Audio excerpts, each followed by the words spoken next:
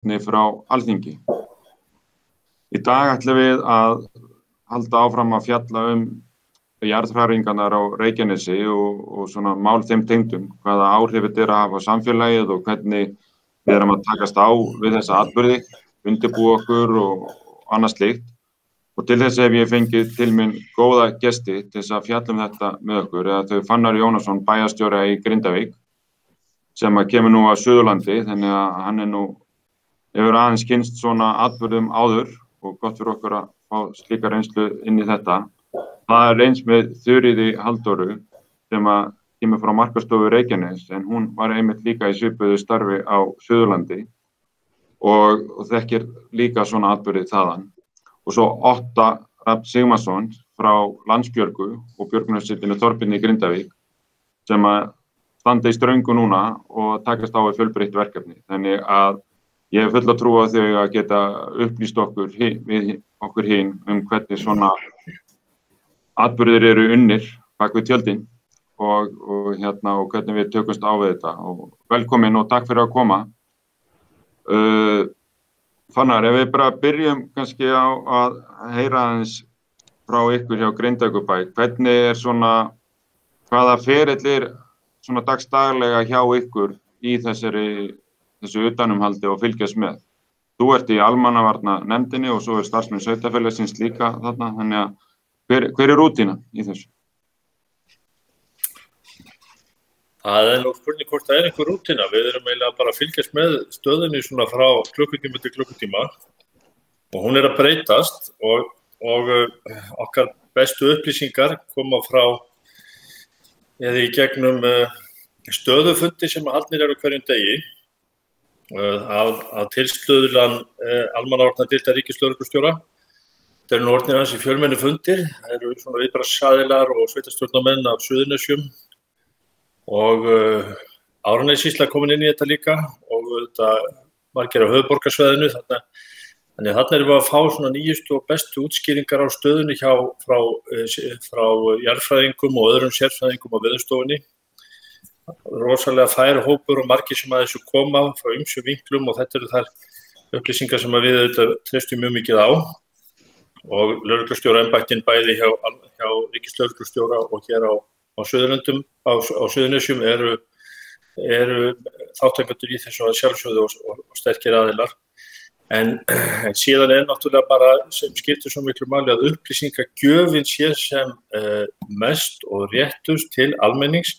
Þannig að á þessum stöðufundum erum við í sjálfu sér kannski ekki að fá annað en kemur fram í fréttum, en við höfum tækifæri til þess að beina spurningum og fá svona svör jafnóðum. Þannig að það er svona grunnurinn af því sem við erum að fást við yfir daginn og síðan vinnum við úr þessum verkefnum með okkar fólki og talandi rútínu þá þetta skiptir mjög miklu máli að íbúarnir þeir haldi bara svona sínu fasta lífeyrinetti sem hægt og þetta líður mörgum mjög illa. En bæjarfélagið aftur á móti, hvað það varðar þá skiptir öllu máli þar að þjónusta bæjarins sé órofin og það hefur alveg tekist þennan rúma halva mánuð sem að þessi sinna hefur staðið yfir og þar hafa starfsmenn bæjarins allir lagt sig gríðarlega vel fram það að þjónustan verði eins og ég segi ekki rofin bæði í skólanum, skólasamfélaginu og þjónustumiðstöðinni, Víðihlíð og bæjarskrifstofunni og svo framvegis. Þetta nú svona þessi föstu punktar sem að ná til allra daga. Já, en hvað segir þú Otti? Þið eru þá svona viðbragðsaðilar hjá björgunarsveitunum sem að bíði svolítið eftir kallinu, en þið hafa nú verið undirbúið ykkur líka og takast á við viss verkefni og svo fá þau nú svona önnur verkefni inn á milli. Þannig að hvernig eru dagarnir ykkur þessa daga? Já, þeir eru annarsamir, svona vægast sagt, það sem að auðvitað öll þessi vinna unnin í sjálfboðastarfi sem við búin að leggja við þetta undanfarið og auðvitað af og til. Það náttúrulega, í dag eru 16 dagar liðnir frá því að skjálftinn stóri reið yfir sem að kom þessum færingum á stað og við vorum nú svona að gamni að taka það saman í morgun að við varum nú búin að vera að versannast eitthvað á hverjum einasta degi.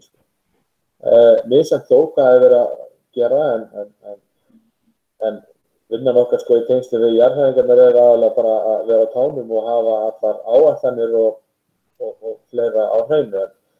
En svo saumast við þetta ýmisverkefni og það er alveg ótt að segja það að til dæmis rafmagnsleysi þarna í síðustu viku það breytti svona ferlum hjá okkur aðeins. Skjálftahrina síðasta laugardag, þarna nóttina, hún var líka til þess að við fórum meira í það bara, ég veist sem alltaf á tánum og undirbúin en núna erum við kannski bara komin í skrefinu lengra, sko. Nú er eiginlega bara að bíða eftir eitthvað gerist, sko. Af því að það er svo, allir þessi litlu viðburðir sem eru búin að koma núna undanfarið þeir svona hvetja okkur til þess að vera betur á tánum, sko. Og þetta er gosóróin mældist þarna á miðvikudaginn í síðustu viku og þá var svona smá forskot á hvernig batterið virkaði, sko, aðgerða stjórn og allir viðbragðsaðilar og hvernig var að samhæfa og það fór ótrúlega vel, gekk ofboðslega vel og gott og mikið samstarf en auðvitað hnökrar hér og þar og við erum bara fulli að tryggja það að vera engin hnökrar þegar eitthvað gerist, sko. Já, Þuríður, nú hefur þú upplifað þetta áður svolítið og nú er kannski aðeins meiri aðdragandi heldur en oft áður og annað slíkt. Hvað er það svona, sérðu eitthvað mikinn mun á þessu og hvað er svona kannski það sem að þér finnst sem að skipta mestu máli að sé upplýst og sé bara gert í svona atburðum, svona að fyrir reynslu? Já, kannski að koma inn á það, af hverju kannski þú ert að kalla mig til, þá var ég markas- og kynningafulltrúi fyrir Rangárþing eystra þegar Fimmvörðuhálsgosið var og Eyjafjallajökull gaus og Grímsvötn gusu þá 2011 og hitt 2010 og ég upplifði náttúrulega þetta einstaka kerfi sem við eigum í tengslu við almannavarnir. Þegar ferlarnir fara af stað og það er einhvern veginn allt til staðar, það vita allir í rauninni hvaða hlutverk þeir hafa, alveg niður á sveitarstjórnarstig og út frá þeirri vinnu þá farið ég að vinna hvað gerist þess að innan þá frá sveitarfélaginu og niður á stofnanir og til íbúa. Núna sit ég kannski aðeins lengra í burtu en samt ég er með svona regnklífa eða ég er með svona auga á heildarsvæðinu sem í gegnum Markaðsstofu Reykjaness og þó að það sé í rauninni ekki til ferlar fyrir okkur á þessu stigi að þá vitum við hvað fer í gang og við vitum svona hvert okkar hlutverk er í þessu og það er að reyna að upplýsa ferðamenn aðstæður og eins að upplýsa fyrirtækin og hjálpa þeim kannski að koma sínum ferlum í gang. Við þurfum alltaf að passa okkur, við þurfum að setja okkur í þessar stellingar að eins og Fanna kom inn á áðan með upplýsingaflæði, að það er ótrúlega mikilvægur þáttur í öllu ferlinu. Eitt er að segja að þú þarft að bregðast við, en líka mikilvægi þess að segja að þú þarft ekki að bregðast við og þú getur bara setja rólegur þangað til að ný skilaboð koma og það er ótrúlega mikilvægur þáttur í þessu líka að það er fólk sem að vinnur í ferðaþjónustu, það kemur frá misjöfnum stöðum, mörgum löndum og jafnvel bara Íslendingar sem hafa ekki upplifað svona aðstæður. Það er hægt að komast hjá óþarfa uppþoti eða stressi með því að hafa ferla í lagi, viðbragðsáætlanir í lagi og hafa þennan hluta sem tengist upplýsingamálunum í lagi líka. Hver eru við í stóra samhenginu? Er okkar hlutverk að upplýsa? Er okkar hlutverk að dreifa upplýsingum og þá frá hverjum? Hverjir eru lykilaðilar í upplýsingaflæðinu? Að þú sért að dreifa réttum upplýsingum og þú sért ekki að skapa óþarfa stress eða uppþot með röngum upplýsingum. Okkur finnst þetta rosalega skemmtilegt og spennandi og þú veist, við kannski þekkjum þetta betur, við ölumst upp við þetta, við vitum svona hvernig landi virkar, en fyrir þá sem kannski þekkir þetta ekki, þá hljómar þetta ansi hrikalegt, þeir sem hafa hort á Hollywoodmyndirnar og sjá fyrir sér bara St. Helena eða Dante's Peak eða Pompeii, þú veist, að það sé að fara að gerast, en bara að upplýsingarnar sé í lagi og við séum að setja fram með svona kannski öruggum og skilmerkilegum hætti. Og þú segir það skiptir líka máli að fólk sé þá líka svolítið að velja sér upplýsingarnar sem það tekur mark á og fylgist með og að passa sig að vera gagnrýnin á upplýsingagjafana. En það líka annar punkt sem komst aldrei inn á þarna að það kannski gott líka að sé einhverju sem að horfa á þetta svolítið í lengra frá því að þetta vissulega Reykjanes og alveg höfuðborgarsvæði sem þetta hefur áhrif þó að Grindavík sé kannski mest í umræðum en þá alveg örugglega fólk sem hefur áhyggjur af þessu fyrir utan og þetta getur alveg haft áhrif. Já, vissulega og það náttúrulega það sem að þeir Fannar og Otti þeir eru í miðju atburðinum og hafa nóg með að hugsa þetta nánasta umhverfi og allir séu öruggir og þeir viti af því að það eru sérfræðingar og aðilar sem hafa hag þeirra í huga, að þá erum við meira kannski með stóru myndina að undirbúa næstu skref, hvernig við notum það og vinnum með það. En Fanna, nú þetta kannski varðandi þessu upplýsingagjöf að við búum núna bara á örfáum árum bara við miklu meiri tækni. Það eru fleiri mælitæki, það eru fleiri erlendir háskólar sem líka að rannsaka og þannig að upplýsingagjöfin kannski margt í sem atburði að koma vísindamönnum á óvart því að þeir bara ekki vanir að vita svona mikið. Upplifir þetta á svolítið þessum fundum og annars slíkt sem þú ert með? Já, sko þegar að land fór að rísa við Þorbjörn fyrir rúmlega ári þá olli það náttúrulega svona miklu hugarangri vegna þess að það var einhver kviku innskot rétt í túnfætunum hjá okkur og mjög nálægt Bláa lóninu og Svartsengisvirkjuninni. En þá sögðu menn náttúrulega akkurat að því út að nefna mælingarnar og tæknina við að meta aðstæður og reyna að lesa jarðfræðina, að þetta hafi nú alveg geta gerst áður fyrir, menn að við skjálfta 73 og fyrir þann tíma og ekkert ólíklegt að landris hafi orðið sem að ekkert var síðan úr, kvikan hafi bara storknað á sínu stað, en nú eru bara mælingar svo miklu betur og eiginlega svo mikil nákvæmni.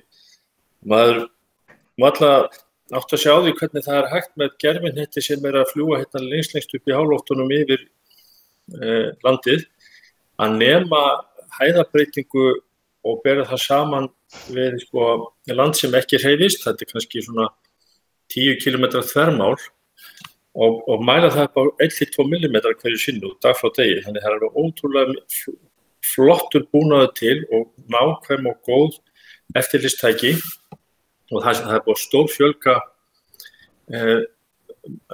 mælum hér í kringum Grindavík. Það verið að setja nú 5 mæla, það byrjaði í gær og svo því verður lokið í dag bara innan Grindavíkur og þannig það er þétt net sem að fylgist með þessu heldur utanum þetta. Fyrir utan gerðum við þetta loftmyndir og svo framvegis, þannig það er náttúrulega mikið öryggi sem felst í þessu og svona róa mannskapinn. En þá langar við aðeins að segja mitt frá þeim upplýsingum sem hafa verið á kreiki. Við höfum treyst mjög á vísindamenn Veðurstofu Íslands. Það er ekki því að neita að það hefur ekkert verið að hjálpa til að það hafa verið aðrar sviðsmyndir sem í birtingu og farið í fjölmiðla og það er mikið einhvern veginn gert úr þeim. Og það er bara þannig að þegar fólk horfir á mynd og það sem einhverju rauðir dílar sem eru hugsanlega upptökusvæði jarðskjálfta, það var náttúrulega bara að horfa allir það hvað er þetta langt frá heimilinu mínu. Og þessar myndir hafa ekki verið að hjálpa til. Þá vil ég ekki segja vegna þess að við viljum ekki að allir möguleika séu grandskoðaðir, en fólk lesi ekki smáaleitir sem fylgir þessu og hefur enga möguleika á því sérstaklega ekki útlendingar að kynna sér það hvað á bak við þetta. Og hræðslan meðal þeirra talsvert meiri að jafnaði og kannski miklu meiri heldur en okkur sem höfum vitað af jarðskjálftum frá blautu barnsbeini. Og þeirra vitneskja einmitt í gegnum fréttamyndir þar sem að verið að draga stórslasa fólk úr einhverjum múrsteinshrúgum sem einu sinni átti að heita hús. Það ekki steypustyrktar teinn í þessu byggingum. Við sjáum þetta. Það hefur ekkert hús hrunið í jarðskjálfta á Íslandi síðan 1908 og þó þau laskist eitthvað í stærstu jarðskjálftum og þá engin hætta á ferðum. Það þessar upplýsingar sem við erum að reyna að koma á framfæri. Við höfum gert þetta í gegnum heimasíðuna hjá okkur og bent fólki á og tengt þar við alls konar upplýsingar frá öðrum heimasíðum. Við vorum líka með borgarafund eða íbúafund sem strengt var og reynda gat fólki komið í kvikuna bæði á laugardaginn og sunnudaginn. Laugardaginn vorum við svona fyrirlestra fyrir almenning og svo sunnudaginn fyrir Pólverja sem langt fjölmennastir hérna á Suðurnesjunum. Það búið að horfa á þessar upptökur í 1400 manns, cirka bát og fer alltaf fjölgandi, bæði á fundinu á laugardeginum og sunnudeginum. Og nú ætlum við í næstu viku að fá vísindamenn sem eru sérfræðingar í burðarþolubygginga. Við ætlum að beina þeim upplýsingum sérstaklega til útlendinganna. Og svo verður þarna líka sérfræðingar sem eru að gæta að andlegu hliðinu hjá fólki og að hverju ber að gæta og hvað hægt að gera og svo framvegis. Þannig við erum að reyna að kóðverða þetta og með svona upptökum og þannig fólk geti spilað þetta þá höldum við að við séum að gera þarna en þá betur í þeirri upplýsingagjöf sem alveg nauðsynleg. Þið finnið nú líka sterkt fyrir þessu ótti varðandi andlegu hliðina að þegar svona upplýsingar fara á kreik og kemur rangar upplýsingar fara að staða rafmagnsleysið og margt að gerast á nóttunni, þannig að þið fundu ykkur knúna til þess að bara tilkynna miðjanótt að þið muni láta vita, þið eru tilbúnir og þannig að þið eru að finna greinlega mikið fyrir þessu og ég fann það bara að þessi yfirlýsingar skipti miklu máli. Já, og við fengið svolítið mikla þakkir fyrir þessar pælingar en okkur var það ljóst þarna miðjanótt síðasta laugardag að það var svolítið verið að sækja í okkur og okkar félagsmenn og það var nú kannski bara, spurningarna voru kannski bara aðalega hvort að við varum farnir af stað, Og það svona ef að björgunarsveitin var ekki farin af stað þá var nú ólíklegt að eitthvað væri að gerast, Þannig að bara það eitt að geta sagt fólki frá því að það væri ekki búið að kalla út sveitina, það var bara í rauninni einu nýju upplýsingar sem komið fram í þessum posti, Nú, ef það gís á svæðinu, þá þetta vonum við að það verði bara einhvers staðar í kringum Fagradalsvelli og það þurfi enginn að gera neitt nema einfaldlega að loka einhverjum götum eða eitthvað slíkt, eða einhverjum vegum í nágrenninu. En ef eitthvað gerist nær og við þurfum að láta fólk vita með einhverjum hætti, þá þarf fólk að vera að vita þó að það missa af símanum eða fá ekki skilaboðin og sjá þau ekki símanum sem eitthvað, að það kemur einhver og bankar eða það verður eitthvað hljóðmerki eða eitthvað. Fólk finnur þá fyrir aðeins meira öryggi að það séur ekki af sig tilkynningunum að ég fara. Þessi betur fer þetta verkefni svolítið búið að skipta fasa frá því við fórum að stað fyrir ári síðan í kringu Þorbjörn og þá voru svona menn að gera þær sviðsmyndir sem við settum upp voru það eldgos alveg við bæjarturnar en með það sem í gangi núna og þær upplýsingar sem við höfum í dag þá þetta ekki ágjörnar í dag. Akkurat, þannig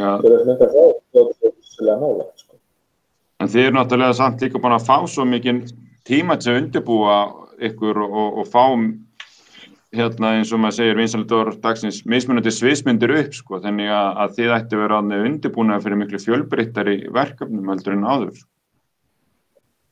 Já, algjörlega og það var einmitt það sem að rafmagnsleysi fyrir viku síðan kenndi okkur að það þarf bara að vera undirbúin fyrir öllu en já, við höfum nýtt tímann vel og það bara það eitt að það til rykgrímur á alla félagsmenn sem kolagrímur og það allir útkastæðir með þétt gleru til dæmis, það eru gasmælar, tækin okkar eru bara núna í þessari viku þá var ákveðið að fara með tækin í olíuskipti, þannig við þurftum ekki að fara með í olíuskipti ef þetta var í gangi, nú það bara búið og við getum beðið á okkur allavega eitt ári upp og þannig viljum við fara aftur í olíuskipti.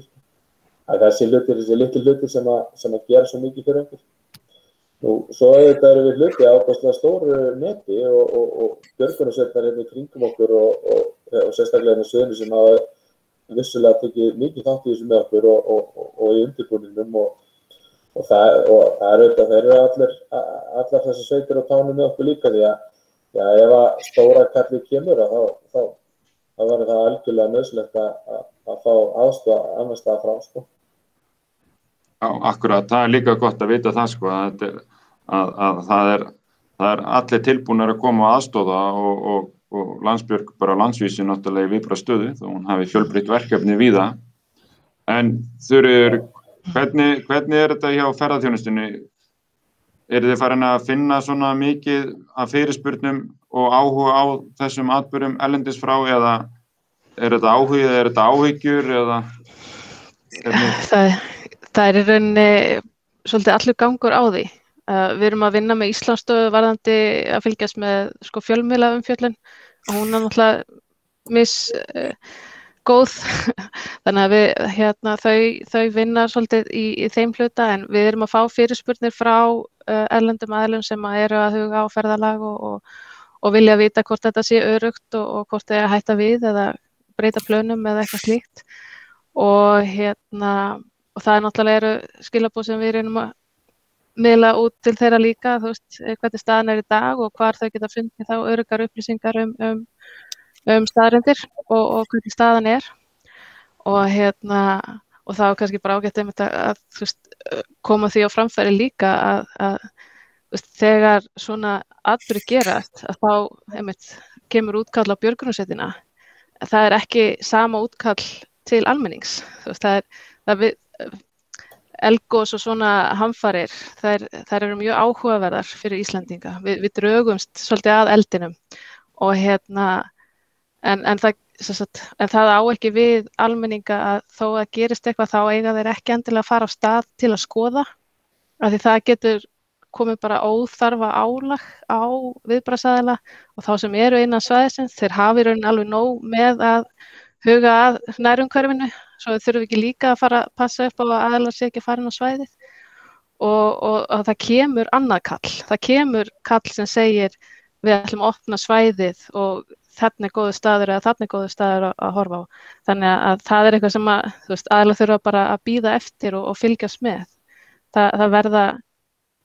Það eru til alveg ótrúlega margir vísindamenn á Íslandi þegar svona hlutir fara af stað og þeir hafa allir skoðanir á þessu. Þannig að og þetta er alveg skemmtilegt, þetta er áhugavert og þetta er einstakt að fá að upplifa þetta.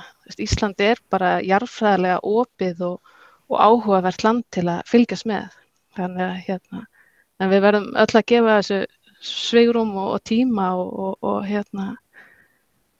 gera þetta bara vel. Þannig að En hvernig er eitthvað sem við þurfum að fara að huga að núna Þuríður svona til þess að nú stoppar atburðurinn einhvern tímann, við vitum ekkert hvenær, en er eitthvað sem við þurfum að huga svolítið að það kannski núna eða að vera undirbúin fyrir þegar hann stoppar, hvernig það við eigum að bregðast við, þá nú væntanlega helst þessi andlega hlið og byggja öryggistilfinninguna, endurheimta hana? Já, viðbragðsaðilar, þeir eru með ferli í því líka, hvað gerist þegar hlutir breytast og eru með góð ráð með það, hvað gerist næst og það er að gera að fylgja því og við endurspeglum það bara þegar það kemur og við munum síðan vinna með landeigendum og sveitarfélögunum í því að svona undirbúa svæðið. Við erum alltaf með þetta mjög viðkvæmt svæði og við viljum svolítið beina aðilum í réttan farveg hvert fara og hvað gera og líka bara upp á íbúa svæðisins. Það er alveg álag að hafa fjölmiðla inn á heimilinu sínu daglega og þannig að það þarf líka að huga því en við vinnum bara eftir því sem að hlutirnir þróast, þá eru viðbrögð við því og við reynum að vinna úr því. Hvernig það hjá ykkur, Otti? Þetta mikið hlutverk hjá björgunarsveitunum að vinna úr svona atburðum, eða bara svolítið að tryggja öryggi í atburðunum og svo koma aðrir eins og Rauði krossinn og fleiri og svo fagaðilar öðruvísi í eftirvinnsluna, eða hafið þið stórt hlutverk í henni? Nei, kannski ekki, en við höfum vissulega áhyggjur af einmitt ágangi fólks eða byrjar að gjósa. Það er svona rennu upp fyrir ykkur kannski núna en þessum myndir að okkar stærsta verkefni í eldgosi var að fara að sækja örmagna ferðafólk í kringum gosstöðvarnar. Það er eins og reynslan sýndi okkur í kringum Fimurháls. Það er það sem við höfum áhyggjur af. Varðandi þetta eftirvinnslu og svoleiðis, þannig þá er klárlega annað fólk hæfara í það en við munum klárlega þurfa við þurfum mikið bakland og mikið stuðning fyrir sveitina ef að þetta verður svona langhlaup.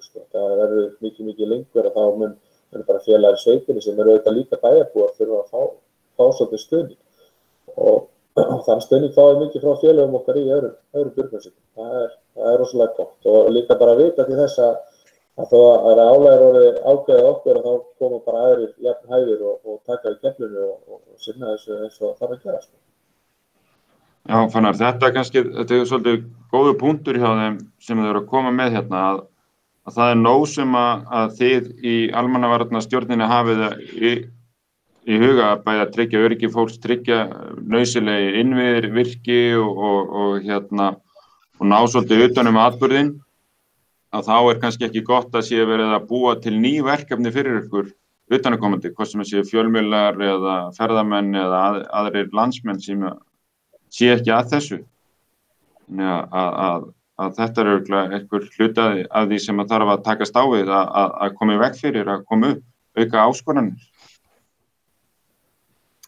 Já, við auðvitað skynjum það alveg, ég er búin að fá sjálfur alveg aðragn að trúa símtölum og fyrirspurnum og einhverju viðtölum við fjölmiðla og svo það eins, en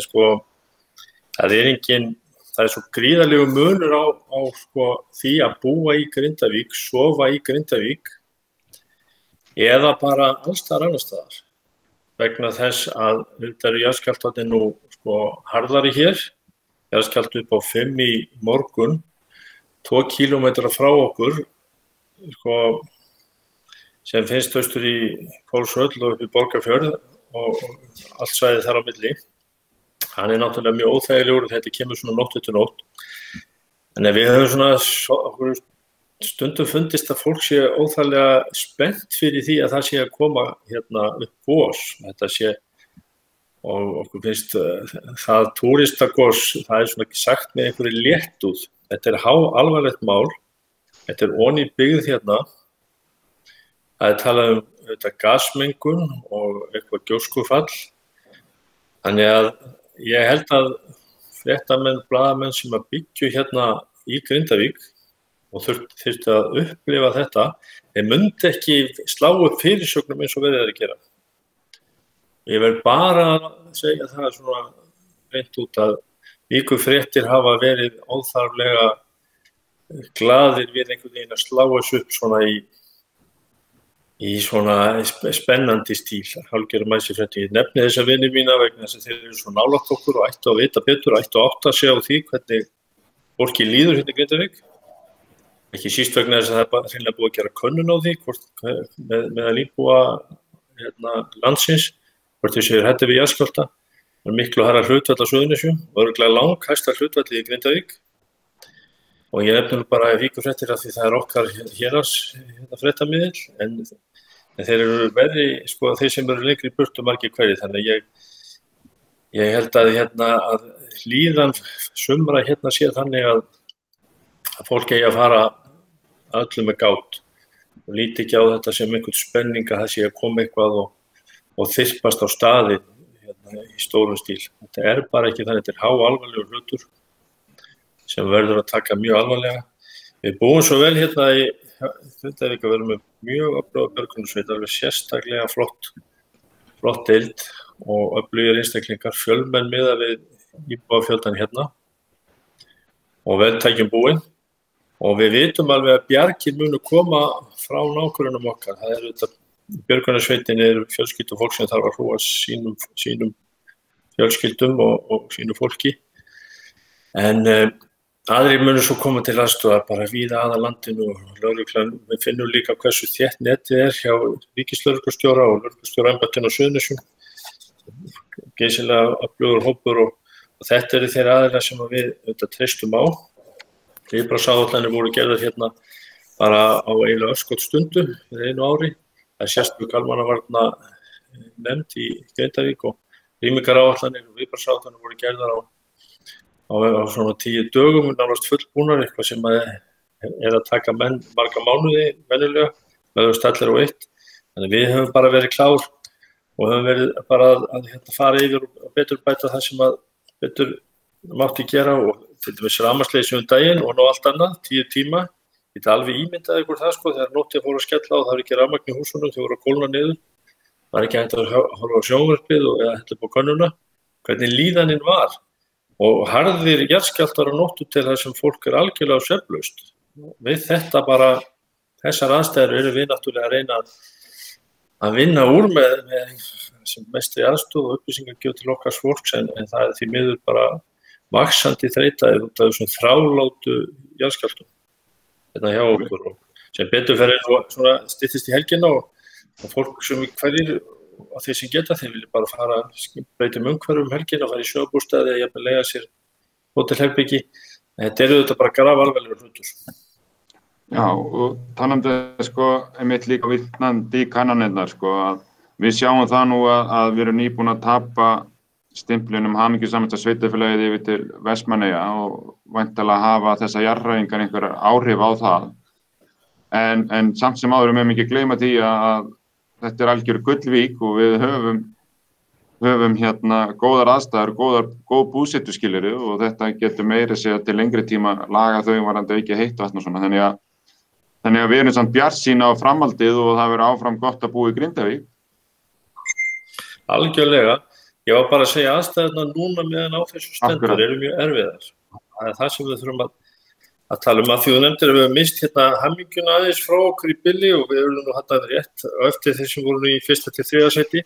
En það ekkert sveitarfélag hins vegar. Það ekki búin eins sveitarfélag sem voru eins ánægð með sveitarfélagið sitt. Eins og Grindavík. Þar vorum við eftir sæti og er það ekki skildar hamingjan og ánægjan, þannig að við erum bara ennþá á góðum stað og Grindavík mun rísa á ný og ég bara tala það aðeins í þessu sambandi. Við erum með mjög öfluga útgerð hérna á fiskvinnslu sem hefur gengið og bara ótrúlega vel í gegnum COVID og í fullu gangi ennþá og til þess að starfsmenn þar geti sinnt vinnunni sinni þá erum við náttúrulega að reyna að halda öllum innviðum bæjarins og öllum stofnunum gangandi til þess að raska heldur ekki atvinnulífinu hérna. Fólk bara haldi sínu rútínu og vel að merkja það eru þetta langt flestir sem að bara láta þetta nú svona yfir sig ganga og ekki mjög kvíðnir en það óneitanlega allt of stór hópur sem að líður illa og sérstaklega kannski útlendingarnir. Við erum 500 íbúa verðleitum uppruna í Grindavík og þeim líður ekki nógu vel, mörgum hverjum. Nei, en Þuríður, þetta einmitt kannski bara góð skilaboð fyrir helgina, fyrir íbúana, að kannski bara gott að taka smá rúnt út fyrir svæðið og anda léttar og ná góðum svefni og koma svo bara aftur inn, búin að ná aðeins yfirsýn yfir þetta.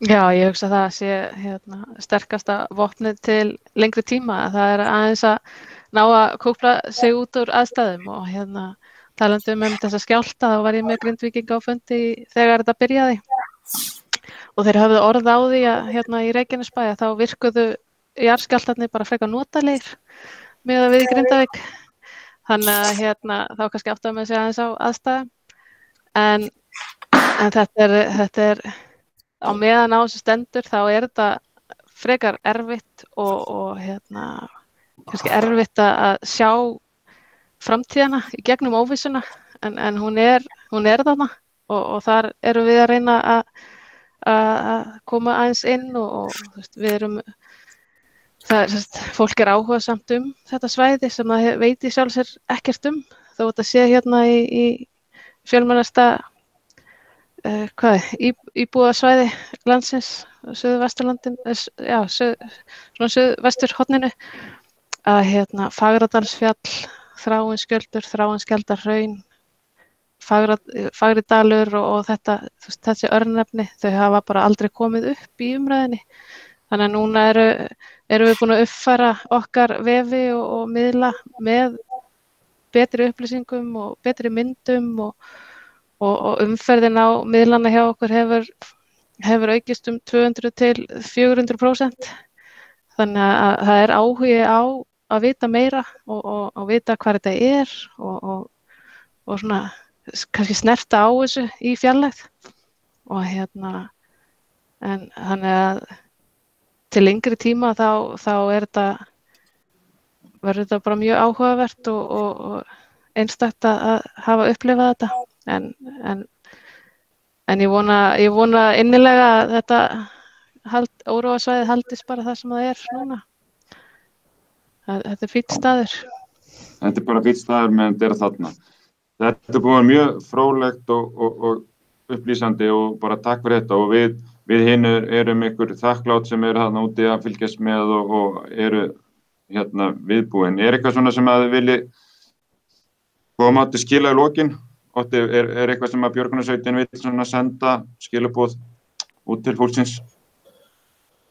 Já, það væri kannski bara að einmitt þess að komst inn á og fann á ráðana. Það þarf að velja hvaða maður ætlar að lesa upplýsingarnar og halda rósinni og ekki vera með einhvern æsing að hlaupa upp til hand og fóta ef eitthvað kemur upp. Við bara leysum þetta í sameiningu og gerum þetta saman, þá bara gengur þetta vel. Þetta er bara glæsileg lokaorð. Ég þakka ykkur alveg kærlega fyrir. Má ég eitt að lokum? Að því að mér gafst kostur af því að sitja fundi